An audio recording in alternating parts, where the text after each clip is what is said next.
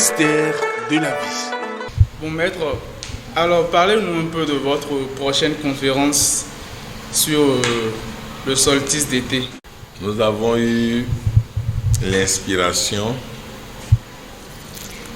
la vision de la nature pour pouvoir proposer quelque chose au peuple africain, peut-être au monde entier. Vous savez, toute chose naît, grandit, meurt et revient à la surface. C'est des choses que nos parents ont maîtrisées et continuent de maîtriser. La plupart du temps, on se dit, lorsque vous dominez le plan de votre ennemi, que vous avez le bonheur. Si vous arrivez à dominer les plans de votre ennemi contre vous, vous avez le bonheur. Vous pouvez ne pas avoir d'ennemis, vous, mais il y a forcément des gens qui sont vos ennemis.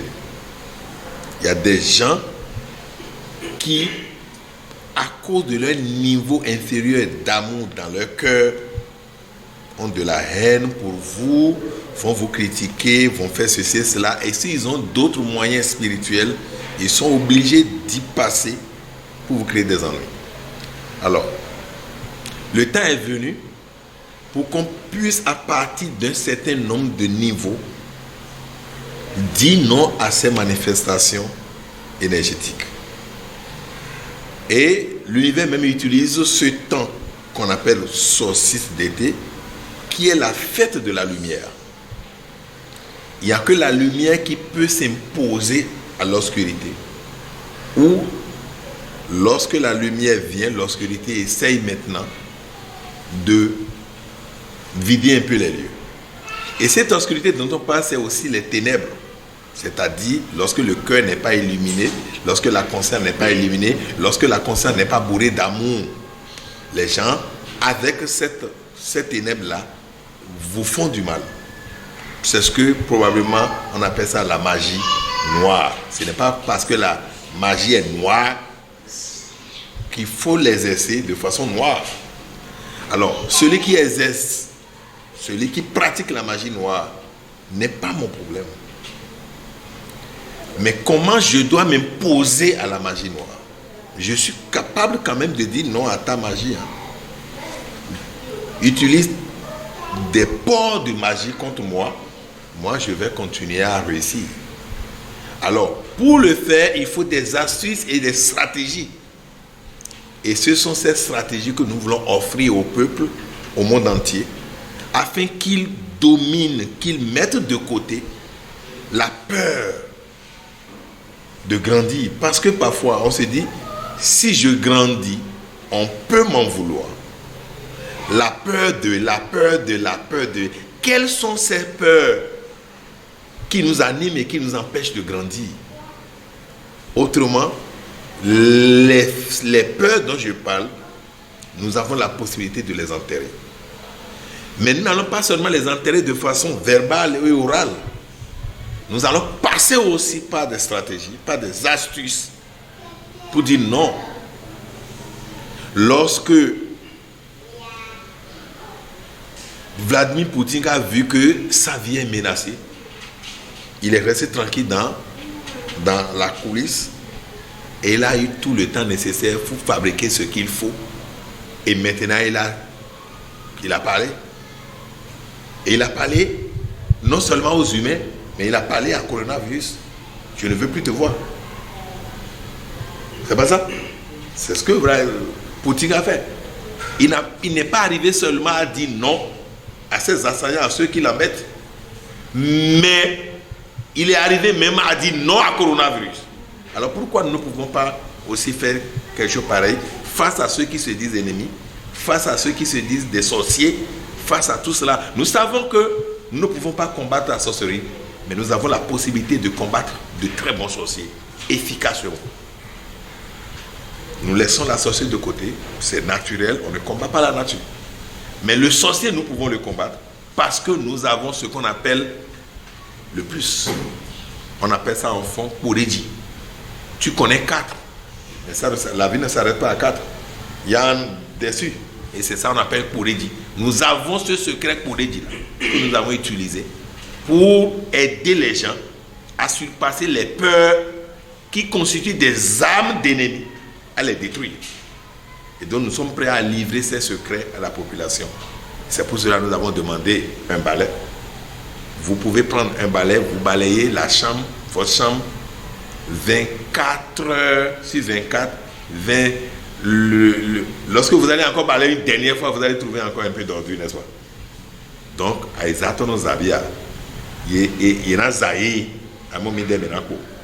Ok?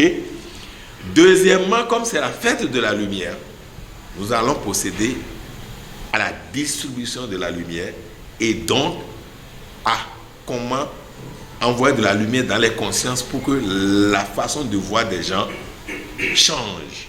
C'est pour ça que nous avons demandé une bougie. Nous avons demandé de petits mille.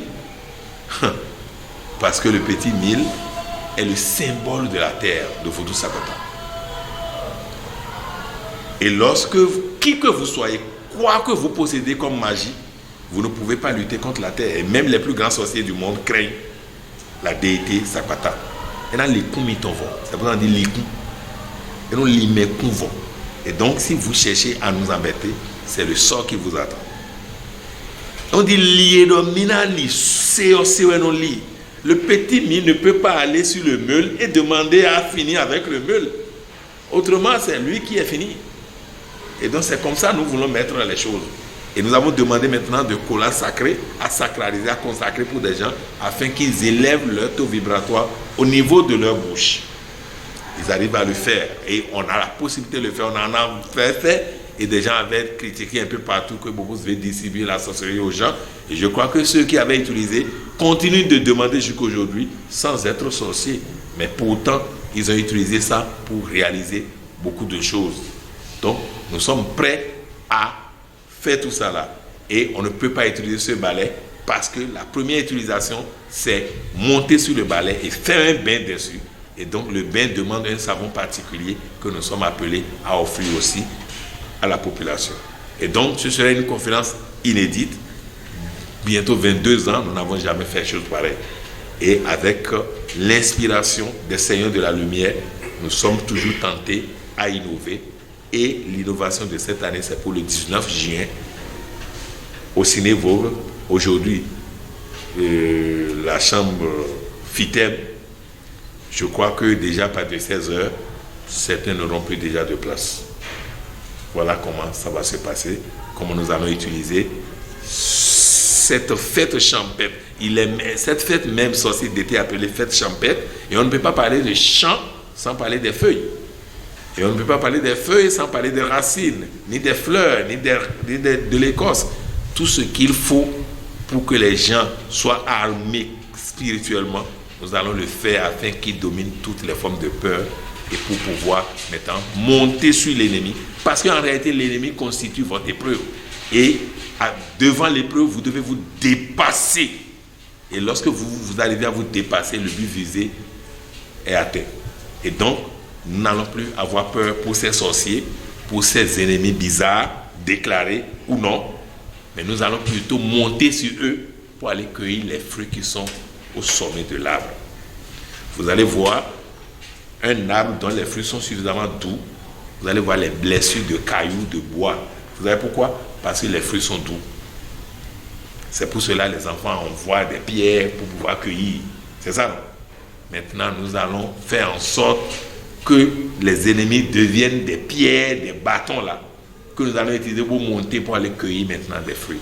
Et nous allons faire de façon aussi simple, aussi facile. Et gare à ceux qui vont chercher à aller contre. Je dis bien gare à ceux-là, parce que progressivement, nous allons sortir ce qui est censé rester toujours dans la chambre. Et avec ça, il faut faire attention. Il faut peut-être accompagner et non chercher à embêter. Sinon, on démerde.